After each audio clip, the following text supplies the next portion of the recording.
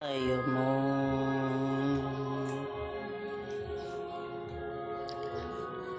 kaluy-an mo na o Ginoo hatagan ang among mga o ang kaluwasan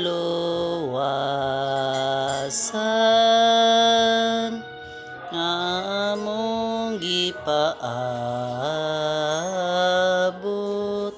ipakanaog mo.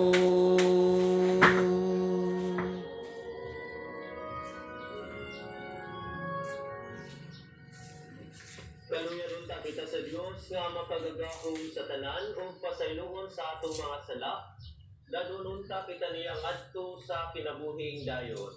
Amen. Magampo kita. Nangamuyo kami Ginoong Dios namo nga sa imong panabang magkuhilot ta Pagngay sana. diha ni anang gugma nga nakapasibot sa imong anak. Basta pahinayan lagi. Sa iyang kaugalingon tungod sa iyang gugma sa kalibutan. Kini among gipangayo pinaagi sa among Ginoong Hesukristo imong anak nga buhi ug hari uban kanimo sa Espiritu Santo. Dios nga usa hangtod sa kahangturan. Amen.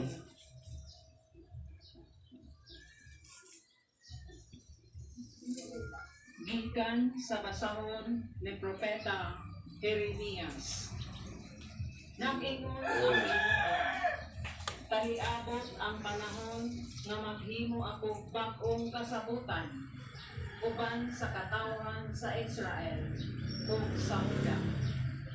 Dili kini sama sa kasabutan nga gihimo ko uban sa katigulangan nila sa dihang dala ko pa sila gikan sa Ehipto. Wala nila tumana ang maong kasabutan, bisan ug ako ang ilang Ginoo. Ako ang Ginoo, ang nagsulti niini.